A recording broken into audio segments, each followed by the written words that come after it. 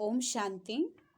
कल हमने सुना था दादा लेखराज जी की जीवन कहानी में कि कन्याओं की और जो बच्चे आते थे उनकी अलग अलग बोर्डिंग में व्यवस्था कराई गई और उनकी पढ़ाई के लिए वहीं पर आने वाले सत्संग में कन्याएं कुमारी जो बड़ी बड़ी उम्र वाली थी उनको ही शिक्षिका के रूप में निमित्त बनाया। तो जैसे कि ब्रह्मा कुमारी गुलजार मोहिनी, हृदय मोहिनी ब्रह्मा कुमारी हृदय पुष्पा जी, 2-3 माताओं ने भी यह जिम्मेवारी लेने के लिए अपना हाथ उठाया कि हम भी इस सेवा में अपना समय देंगे। बोर्डिंग चालू हुआ, तुरंत ही सभी बच्चों की एक जैसी पोशाक, यूनिफॉर्म, ड्रेस, सभी के एक जैसे बिस्तरे मतलब बस्ते आदि आदि बनाए गए। राजकुमारों की तरह उनकी पालना होती, प्रतिदिन उन्हें स्नान कराया जाता। हॉस्टल की तरह वो बच्चे सभी वहीं पर बोर्डिंग में रहते। बाबा के पास सत्संग वाला जो भवन था उसी में ही रहने की व्यवस्था कराई गई। रात को भी वे हाथ पांव मुंह आदि धोकर सोते थे। उनके लिए एक छोटे से औषधालय की भी व्यवस्था कराई गई, यानी कोई भी बीमार हो जाए तो तुरंत उसको ट्रीटमेंट दिया जाए। उस बोर्डिंग में उनके सारे दिन की दिनचर्या शिक्षा ज्ञान युक्त रीति से चलती और बहुत ही आत्मिक प्रेम से राज ऋषि कुमारियों की तरह उन्हें आध्यात्मिक रीति से शिक्षा पालना मिलती थी। जैसे गुरुकुल में राजा दशरथ के चारों बेटे शिक्षा लेने के लिए जाते हैं, तो उसी आश्रम में और भी बच्चे थे गुरुकुल में। तो यहाँ पर भी बाबा ने बिल्कुल हॉस्टल की तरह ही, गुरुकुल की तरह ही उन सभी को बिल्कुल हर तरह से तैयार किया। बोर्डिंग में 6 वर्ष से लेकर 10 वर्ष तक की आयु के बच्चों का अलग क्लास होता और 11 से 14 वर्ष तक की कन्याओं की अलग कक्षा थी। बच्चों की दिनचर्या इस प्रकार थी, वे प्रातः 5 बजे उठकर शेयर करने जाते थे। वहाँ उनको ड्रिल भी कराई जाती ताकि उनमें चुस्ती रहे, थोड़ा एक्सरसाइज कराई जाती। उन्हें शांति समाधि में भी बिठाया जाता। वे 6:30 बजे वापस बोर्डिंग में आ जाते थे और उसके बाद नहा धोकर वे नाश्ता करते थे। 8 बजे उनकी नियमित पढ़ाई शुरू होती थी, जिसमें राज विद्या के साथ साथ उन्हें ईश्वरीय विद्या भी पढ़ाई जाती थी। उन्हें हिंदी, सिंधी और अंग्रेजी भाषा सिखाई जाती और हिसाब किताब भी पढ़ाया जाता था, परंतु साथ साथ ईश्वरीय ज्ञान भी दिया जाता था। उदाहरण के तौर पर हिंदी भाषा का जो पाठ आत्मा से संबंधित था उसमें इस प्रकार लिखा रहता, यह शरीर 5 तत्वों का पुतला है। आत्मा ही इस शरीर को चलाने वाली शक्ति है। आत्मा ही शरीर का आधार लेकर मुख द्वारा कहती, ये हाथ पांव मेरे हैं। मतलब आत्मा का पाठ उन बच्चों को पक्का बचपन से ही हो जाए। यह बुक में एक पाठ दिया, जानती हो कि यह मेरा मेरा कहने वाला मैं कौन हूँ? मैं एक ज्योति स्वरूप अमर आत्मा हूँ। मैं आत्मा सतचित हूँ। मैं आत्मा इस सृष्टि में अपना पार्ट बजाने आई हूँ। मैं इन कर्मेंद्रियों द्वारा कर्म करती हूँ, परंतु मैं इनसे अलग हूँ। इस प्रकार के और भी पाठ बने होते थे। 10:30 बजे आधी छुट्टी होने पर उन्हें फल आदि दिया जाता था लंच टाइम में।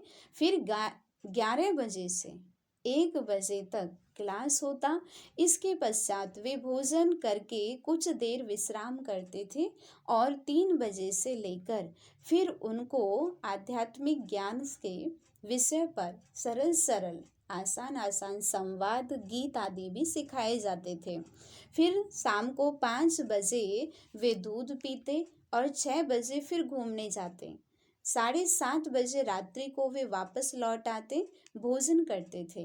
रात्रि को 8 बजे उन्हें शिष्टाचार, अच्छे गुणों की संबंधी कुछ बातें सिखाई जाती।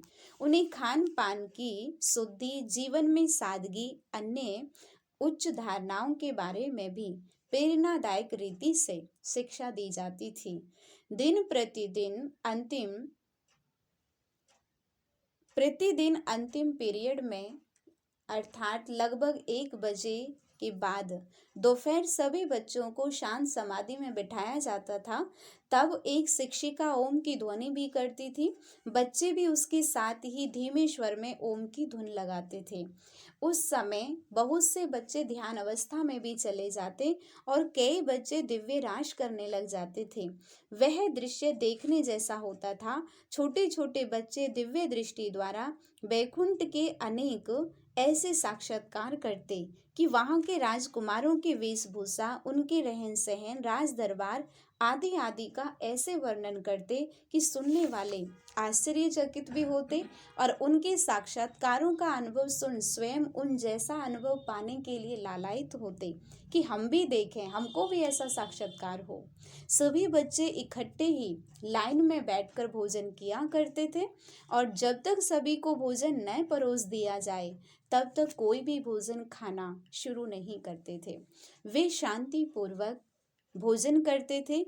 इस प्रकार बच्चों में अनुशासन, पारस्परिक प्रेम, शिष्टाचार, सफाई का गुण लाया जाता था। बच्चों के बिस्तर, उनके रहने का स्थान और स्नान गृह, उनके वस्त्र सभी इतने स्वच्छ रहते थे, देखते ही मन प्रसन्न हो जाता था। बच्चों को आंख मिचौनी, रस्साकसी, दौड़, कुर्सियों का खेल, अन्य खेल भी कराए जाते थे। फिर शाम काल को सभी आत्मा रूप में स्थित होने का अभ्यास करते थे। इस प्रकार समय पर सब कार्यक्रम होते थे। अंत में रात्रि को सोने के समय एक ग्रामोफोन रिकॉर्ड बजता था जिसका गीत इस प्रकार था, सो जा राजकुमारी सो जा। जैसे राजकुमारों को भी गुरु माता, जब श्री राम गुरुकुल में शिक्षा ले रहे थे, चारों भाई जहाँ रहते थे, तो वहाँ पर भी गुरु माता सबको ऐसे लोरी सुना करके सुलाती थी। यह गीत सुनते हुए सभी आत्म स्वरूप की याद में शरीर को ढीला छोड़कर सुख स्वरूप सतोगुनी नींद में सो जाते थे। फिर प्रातः 4:15 बजे जागो मोहन प्यारे जागो, ये गीत फिर बजता था तो सब उठ जाते थे। शिक्षा अधिकारियों द्वारा ओम निवास का निरीक्षण। थोड़े समय में काफी लोगों को ये मालूम हो गया कि ओम मंडली के प्रबंध से बच्चों के लिए बोर्डिंग खुला है। कई शिक्षा संस्थाओं के संचालक, प्रधान अध्यापक, शिक्षा क्षेत्र में कार्य करने वाले नामवर व्यक्ति, इनमें से SN sherwani, RG सदाशिवानी, RS Hotchand जी और के मीरचंदानी के नाम बहुत इसमें उल्लेखनीय है। इनके अनुभव समाचार पत्रों में भी छपे थे। कई बार अचानक ही इस बोर्डिंग को वो देखने आ जाते थे। उनका ये विचार रहता कि सूचना दिए बिना अनायास ही जाकर वहाँ की सफाई सुथराई को, बच्चों को मिल रहे भोजन आदि को, वहाँ की शिक्षा पद्धति को, वहाँ लौकिक विद्या के साथ ही साथ आध्यात्मिक नैतिक शिक्षा देने की प्रणाली को देखा जाए। उन्हें वहाँ ओम निवास के प्रबंधकर्ता, शिक्षिकाएं खुली छुट्टी देते थे कि वे बच्चों की पढ़ाई लिखाई आदि आदि के ढंग को देखें। वे लोग वहाँ राज ऋषि कुल जैसा वातावरण, वहाँ की स्वच्छता, वहाँ की भोजन व्यवस्था आदि आदि को देखकर बहुत ही प्रसन्न होते थे। कुछ लोग सुझाव देते थे इस बोर्डिंग को पंजीकृत, रजिस्टर्ड करा दिया जाए गवर्नमेंट में, ताकि सरकार भी आर्थिक सहायता दे सके आपको, क्योंकि वे सोचते कि सरकार से सहायता लिए बिना भला अधिक समय तक यह ओम मंडली इतना खर्च कैसे बर्दाश्त करेगी। परंतु उन्हें बताया जाता कि यह ईश्वरीय संस्था है, ईश्वर सबका दाता है, इसलिए चिंता करने की बात नहीं है। कई बार शिक्षा अधिकारियों के सामने ही बच्चे ओम ओम ओम की ध्वनि सुनते सुनते ध्यान अवस्था में चले जाते। उन्हें इस संसार तथा देही की सुध-बुध नहीं रहती। वे इस दृश्य को देखकर बहुत आश्चर्यचकित भी होते और हर्षित भी। जब बच्चे ध्यान अवस्था से नीचे उतरते तो वे उनसे पूछते कि उन्होंने क्या देखा। वे उन बच्चों द्वारा वैकुंठ का विस्तृत वर्णन सुनकर बहुत ही गदगद होते थे। छोटे बच्चों में भी मोह नष्ट और संस्कारों का परिवर्तन सहज।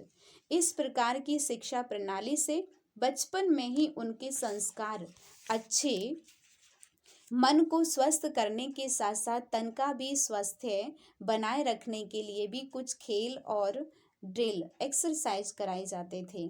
ये शक्ति दल अपनी यूनिफॉर्म में सभी की एक जैसी बाबा ने ड्रेस बनवाई, तो एक फोटो डाल दिया है जो एक जैसी ड्रेस पहने हुए सभी खड़े हैं। इस यूनिफॉर्म को पहनने से उनका इस भान और देह भान टूट जाता था। वे आत्मा को पुरुष तथा देह को प्रकृति निश्चित करती थी। इससे उनमें अनुशासन संगठन की भावना भी बढ़ती। विशेष बात यह है, ड्रिल करते समय भी वे ईश्वरीय स्मृति में स्थित हुए रहने का अभ्यास करती। कराची में बाबा सबको समुद्र तट पर घुमाने भी लेके जाया करते। वहां एकांत में बैठकर प्रभु चिंतन के लिए कहा करते। क्लिफ्टन पर सागर के तट पर रेत के ढेरों पर बैठकर यज्ञ बच्चे आत्म चिंतन शांत समाधि का अभ्यास करते। बाबा उन्हें समझाते थे, एक परमात्मा की याद में टिकना ही। अब ये ज्ञान हंस वापस लौट रहे हैं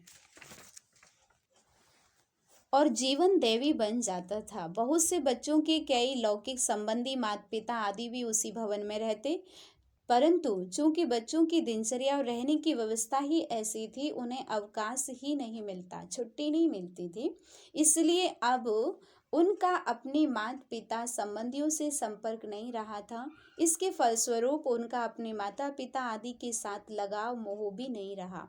लौकिक विद्या प्राप्त करने के साथ साथ उन्हें एक लाभ यह भी हो गया कि देह के संबंधों के भान से न्यारे होने के विषय में भी वे सफलता प्राप्त कर रहे थे। यूं तो बच्चों में चंचलता होती है और रूठने आदि बोलने अधिक बोलने की आदि स्वभाव भी बच्चों में होते हैं, परंतु उनके इन संस्कारों को बदलने के लिए बाबा सदा ज्ञान युक्त रीति ही बताते थे। इस विषय में ब्रह्मा कुमारी चंद्रमणि जी कहती हैं, बच्चे अपने पुराने संस्कारों के कारण चंचल तो होते ही हैं। उनकी चंचलता को जब हम ठीक नहीं कर सकती थी तो बाबा से कहती थी, बाबा ये बहुत तंग करते हैं, अब क्या करना चाहिए, इन्हें कैसे सुधारा जाए।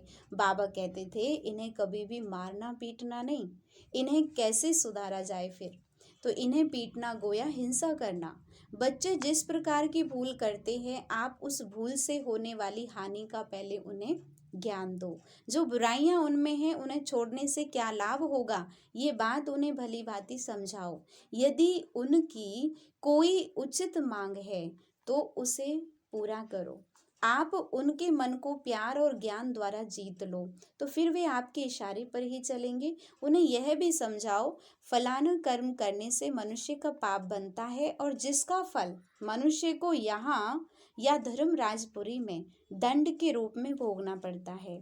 इस प्रकार उनकी आदतों को सुधारो, उन्हें मारो मत। बाबा कहते थे कि इन बच्चों ने घर छोड़ा है, अब यहाँ हॉस्टल में ही इनका आवास निवास है, अतः यह भी इनका एक प्रकार का त्याग है। तो इनकी बुद्धि का कर्मेंद्रियों का पूर्ण विकास नहीं हुआ है। ये बड़े मनुष्यों से बहुत ही बातों में अच्छे भी होते हैं। आप इन्हें आत्मिक दृष्टि देकर इन्हें समझाएंगी तो इन पर शीघ्र ही प्रभाव पड़ेगा। फिर भी यदि ये अधिक चंचलता करते हैं, इनकी जो प्यारी चीज हो आप वह बंद कर दो तो वे सुधर जाएंगे। इस प्रकार चंचलता करने वाले बच्चे का जिस बच्चे से अधिक प्यार होता था, उससे बात करने के लिए भी उसको मना कर दिया जाता था। उसे कहा जाता कि जब तक तुम सुधरते नहीं हो तब तक इस बच्चे से तुम्हें बात नहीं करनी। जो उसका प्रिय मित्र होता था, कोई सखी होती थी, तो उससे बोलने के लिए मना करते थे बाबा कि तुम इसके पास नहीं बैठोगी, तुम इससे बात नहीं करोगी। तो वो उनको सहन नहीं होता था तो वो सुधर जाते थे। तो इस प्रतिबंध से तंग आकर वह बच्चा शीघ्र ही सही रास्ते पर आ जाते थे। इसके अतिरिक्त बाबा ने एक युक्ति यह भी बताई कि जो बच्चा बहुत उद्दंड करता हो, अधिक चंचलता है, उसे क्लास में अलग ही एक कोने में बिठा दो, उससे मत बोलो। हम ऐसा ही करती थी। उसकी पढ़ाई पर तो ध्यान देती थी परंतु उसे अलग बिठा देती। इससे भी वे सुधर जाते थे। तो हर एक प्रकार की विद्या के अध्ययन के बाद परीक्षाएं तो होती ही हैं। इसी प्रकार ईश्वरीय विद्या पढ़ने वालों की भी परीक्षाएं होना जरूरी है। ज्ञानवान और योगी के बारे में प्रसिद्ध है कि वे निंदा, स्तुति, मान, अपमान, हर्ष, शोक आदि में समान रहते हैं और विघ्नों को हर्ष से पार करते सहन करते हैं। अतएव ऐसी ही परीक्षाएं ईश्वरीय विद्या पढ़ने वालों के सामने आई। वे कैसा रूप धारण करके आई, उन्हें कैसे पार किया गया, यह आपको आगे कल बताएंगे। सभी को बहुत अच्छा लग रहा होगा। ओम शांति। ओम। मैं आत्मा सत्य हूँ, चैतन्य हूँ, आनंद स्वरूप हूँ।